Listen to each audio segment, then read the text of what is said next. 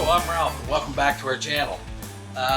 What we're going to do today, we've got to put our pistons on our softail project, on our trike project, and we don't have any base plates to put down to help us install our pistons. So we're going to try to show you an easy way to try to make your own. Now we have some that are made up like this and like these. These are for evolutions, two-piece because the studs are there. And the shovel head stuff just slides down on the studs so you can easily pick it out. That's why the cutout is. But we don't have one made up for the twin cams.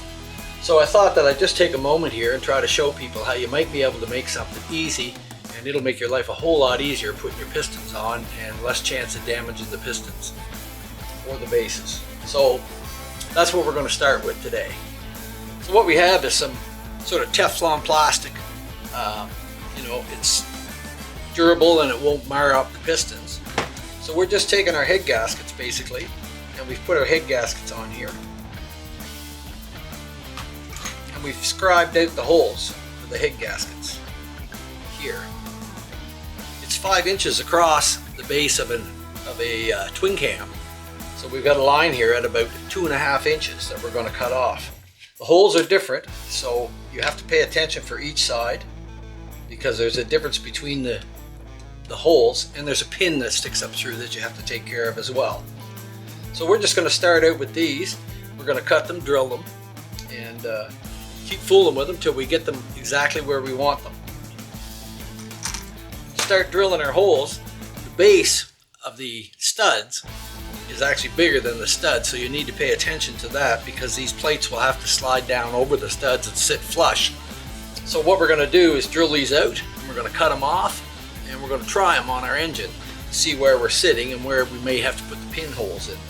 So stick with us while we make these, and it might make your life a lot easier if you can get an old piece of plastic of some sort or even light aluminum to make yourself some plates. So that's what we're going to work on today.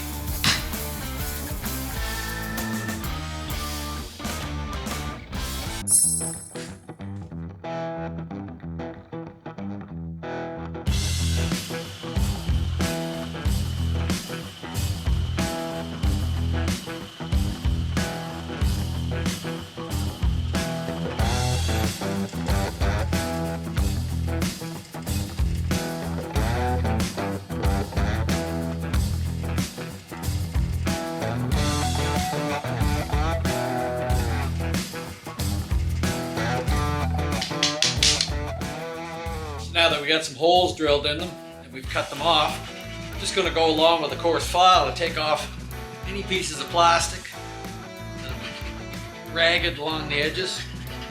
We want to make these things perfectly clean and clear of anything before we go near our motor. Well worth it. We don't want to be dropping stuff down inside the engine cases.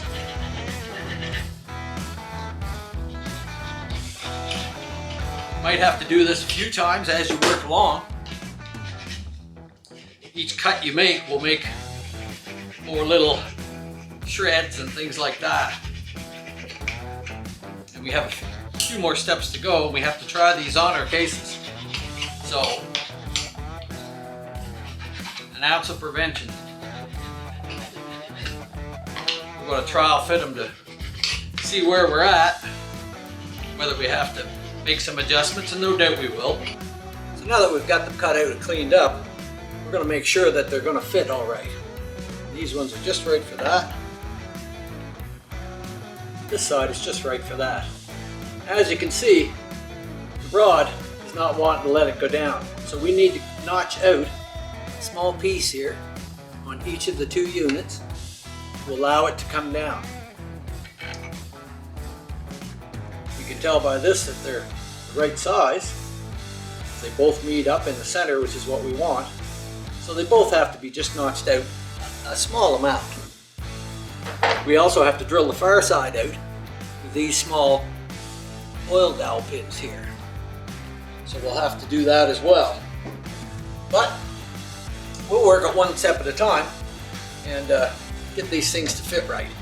So we're going to mark them, be sure that we're going the right way so that we know these are the ones we need. So we need to take them off. So This is the way we want them, just like that. So we're gonna go and cut them out and come back and try them again. We got our two halves there, and we've decided where our holes went by using a head gasket. We've got them in place. Now we want to make sure that when it goes down, these parts of the piston are supported here. You see that they're cut out here. We need the support in the front and the back. So I've just taken the piston and sort of roughly centered it up on here and drew a circle on it. So we can see that the circle goes way out to here. So we're going to come in there, probably, let's say, an inch on each side. Yeah, roughly an inch. Do it. Just a little bit of an inch on this side.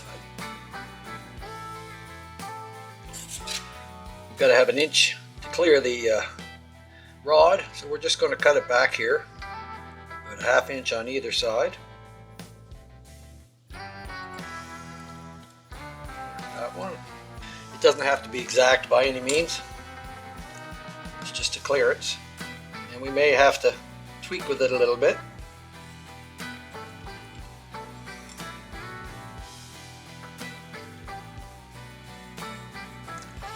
But this should get us pretty close to where we want to be by cutting out this center section. It'll allow the rod to go up and down, but the piston is still supported right there in the center as it should be.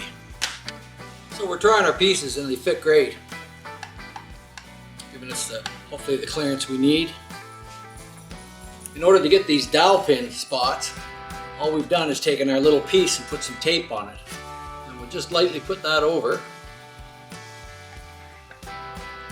And with the tape on there, it should leave a mark. So just lightly give it a tap where the dowels are.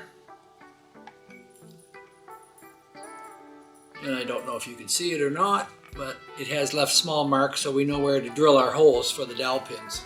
So we're going to do that and clean it up a little bit and come back and try it again. So now we got our pieces trimmed out and we've trial fitted them a few times and we're finally getting things down to where we want. So those are there like that. Lots of clearance there. And these ones, of course, slide in.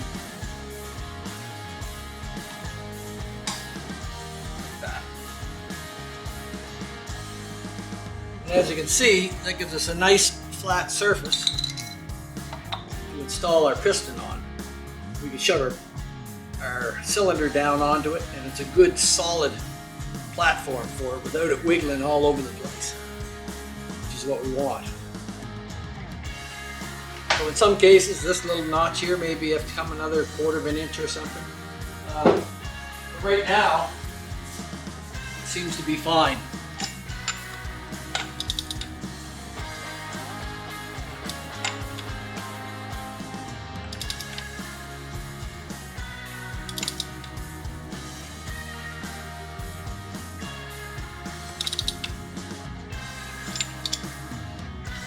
This has to come this way, but at that point we're all right. No problem at all. So that's about the whole of it.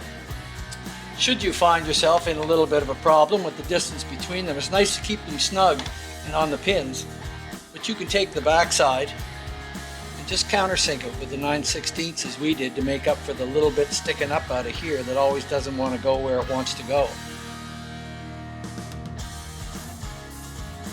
The other option is, of course, to take some off of there, but then the platform doesn't stay as solid there. And I like it where it's kind of a snug, tight fit.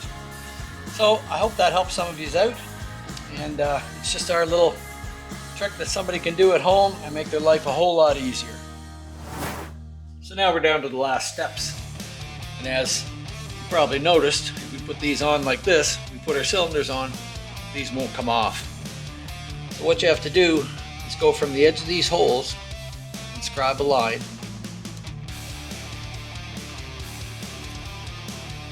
Here to here. Scribe lines from here to each hole.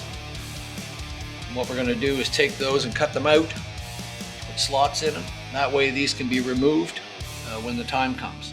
So that's the very last step and the important step to get. So we're going to slot them out and see how they fit then.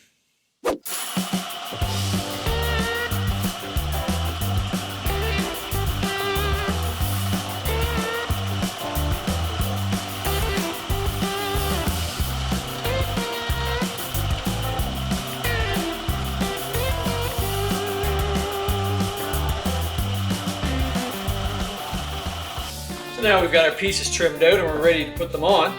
I've marked an X on both sides so I know what the top is the top, but with the countersunk holes in the bottom, it's easy to tell. So what this does now is enables you to slide them right over the push rods like that. They'll fall down into place. And that way, when you're ready to assemble your pistons,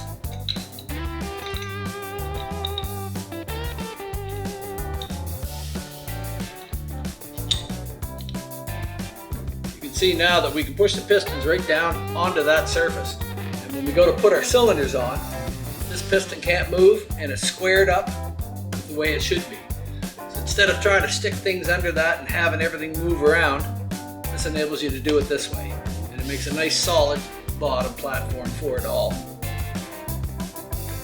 When the time comes to take them out, you can raise it up just enough to pop these out. I was looking at our little plates that we made to go in there. I think we could trim about that much off of here, and that would make them a little easier to get in and out. In any case, you can get them out just by moving the motor around a little bit. As you can see, it worked just fine. So that's it. Those two new little pieces, not too fancy. They'll make your life a whole lot easier, and saves instead of getting caulked on your piston or anything like that, any sort of troubles like that.